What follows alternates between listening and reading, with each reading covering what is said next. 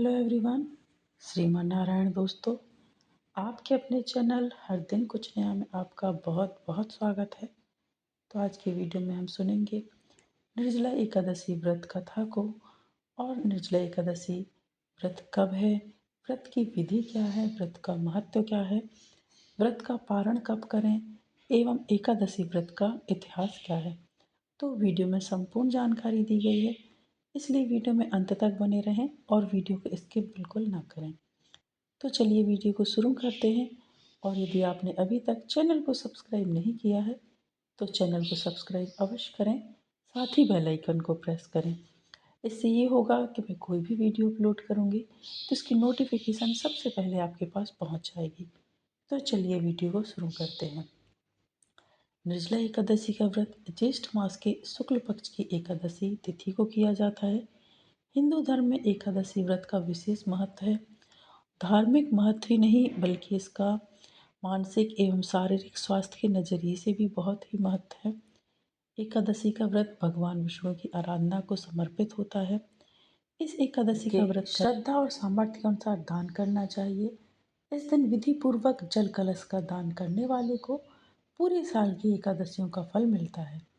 इस प्रकार जो इस पवित्र एकादशी का व्रत करते हैं वह समस्त पापों से मुक्त हो जाते हैं। और अब हम बात करेंगे एकादशी व्रत का इतिहास क्या है। तो एक बार बहुभोजी भीमसेन ने व्यास जी के मुख से प्रत्येक एकादशी को निराहार रहने का नियम सुनकर विनम्र भाव से निवेदन किया कि महाराज, मुझसे कोई व्रत नहीं किया जाता है। दिन भर बड़ी तीव्र क्षुधा बनी ही रहती है। अतः आप कोई ऐसा उपाय बतला दीजिए जिसके प्रभाव से स्वतः ही सद्गति हो जाए। तब व्यास जी ने कहा कि तुमसे वर्ष भर की संपूर्ण एकादशी नहीं होती हैं। तुम साल भर में एक निर्जला एकादशी का व्रत आता है, उसको कर लिया करो। इसी से साल भर की एकादशी करने के समान फल प्राप्त हो जाएगा। तब भीम ने वैसा ही किया और स्वर्ग को गए। इसलिए यह एकादशी भीमसेनी एकादशी के नाम से भी जानी जाती है। और अब हम बात करेंगे निर्जला एकादशी व्रत का महत्व क्या है। तो निर्जला एकादशी, निर्जला यानी यह व्रत बिना जल ग्रहण किए और उपवास रखकर किया जाता है। इसलिए यह व्रत कठिन तप और साधना के समान महत्व रखता है। हिंदू पंचांग के अनुसार वृषभ और मिथुन संक्रांति के बीच शुक्ल पक्ष की एकादशी निर्जला एकादशी कहलाती है। इस व्रत को भीमसेन एकादशी या पांडव एकादशी के नाम से भी जाना जाता है। पौराणिक मान्यता है कि 5 पांडवों में से एक भीमसेन ने इस व्रत का पालन किया था और वैकुंठ को गए। इसका नाम भीमसेनी एकादशी भी हुआ। सिर्फ निर्जला एकादशी का व्रत कर लेने से अधिक मास की 2 एकादशियों सहित साल की 25 एकादशी व्रत का फल मिलता है। जहाँ साल भर की अन्य एकादशी व्रत में आहार संयम का महत्व है, वहीं निर्जला एकादशी के दिन आहार के साथ ही जल का संयम भी जरूरी है। इस व्रत में जल ग्रहण नहीं किया जाता है, यानी निर्जल रहकर व्रत का पालन किया जाता है। यह व्रत मन को संयम सिखाता है और शरीर को नई ऊर्जा देता है। यह व्रत पुरुष और महिलाओं दोनों द्वारा किया जा सकता है। और अब हम बात करेंगे निर्जला एकादशी व्रत कथा की। तो आप सभी लोग निर्जला एकादशी व्रत कथा का श्रवण करें। भीमसेन व्यास जी से कहने लगे कि हे पितामह, भ्राता युधिष्ठिर, माता कुंती, द्रौपदी, अर्जुन, नकुल और सहदेव आदि सब एकादशी का व्रत करने को कहते हैं, परंतु महाराज, मैं उनसे कहता हूँ कि मैं भगवान की भक्ति पूजा आदि तो कर सकता हूँ, दान भी दे सकता हूँ, परंतु भोजन के बिना नहीं रह सकता।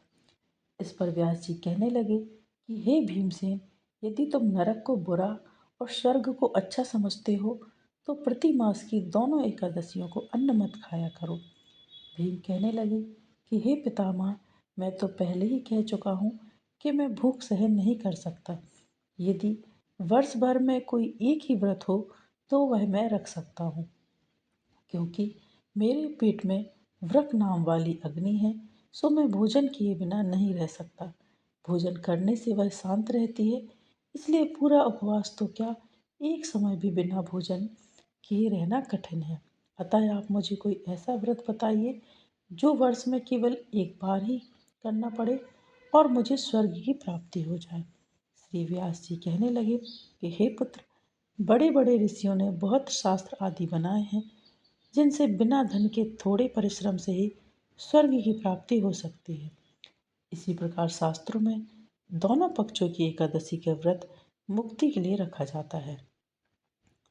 व्यास जी के वचन सुनकर भीमसेन नरक में जाने के नाम से भयभीत हो गए और कांप कर कहने लगे कि अब क्या करूं? मास में 2 व्रत तो मैं कर नहीं सकता। हाँ, वर्ष में 1 व्रत करने का प्रयत्न अवश्य कर सकता हूँ। अतः वर्ष में 1 दिन व्रत करने से यदि मेरी मुक्ति हो जाए तो ऐसा कोई व्रत अवश्य बतलाइए।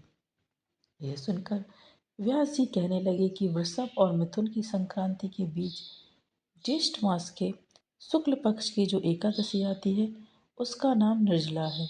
तुम उस एकादशी का व्रत करो। इस एकादशी के व्रत में स्नान और आचमन के सिवा जल वर्जित है। आचमन में 6 मास से अधिक जल नहीं होना चाहिए, अन्यथा वह मद्यपान के सादृश हो जाता है। इस दिन भोजन नहीं करना चाहिए क्योंकि भोजन करने से व्रत नष्ट हो जाता है।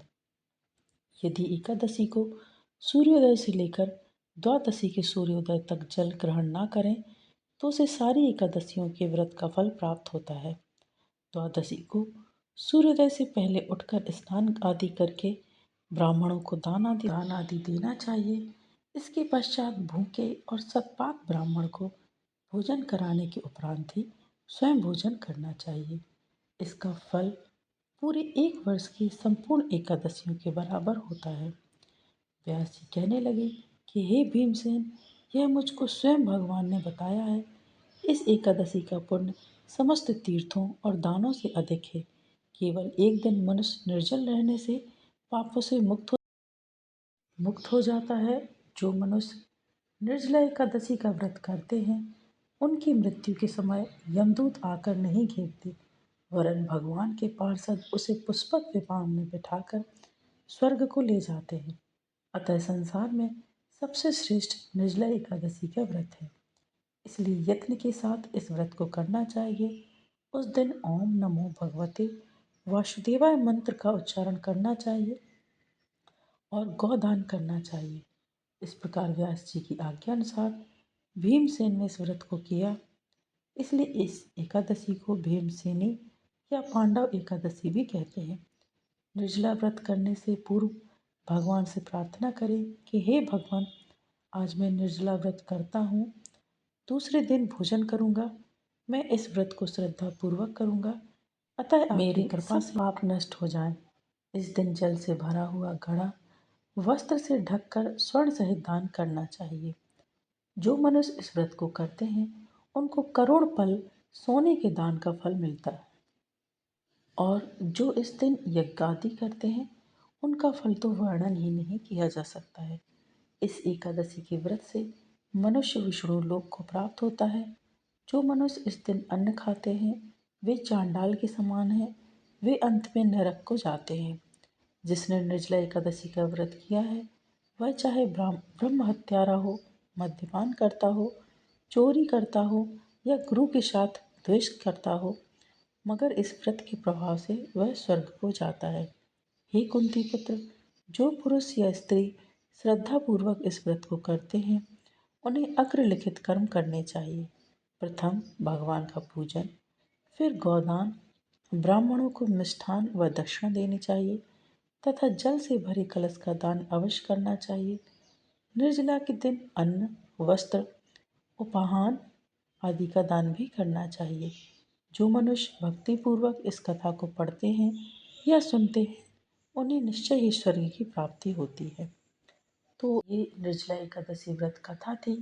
यदि आपको आज की कथा, आज का वीडियो पसंद आया है दोस्तों, तो वीडियो को लाइक कीजिए, शेयर कीजिए अपने दोस्तों के साथ, अपने परिवारजनों के साथ, ताकि उन तक भी ये वीडियो पहुँचे और वो भी इसके महत्व को जान सकें, इसकी कथा को सुन सकें। और यदि आपने अभी तक चैनल को सब्सक्राइब नहीं किया है तो चैनल को सब्सक्राइब अवश्य करें, साथ ही बेल आइकन को प्रेस करें। आगामी व्रतों एवं त्योहारों की जानकारी के लिए चैनल पर बने रहें। मिलते हैं नेक्स्ट वीडियो में दोस्तों। श्रीमन नारायण। हर हर महादेव।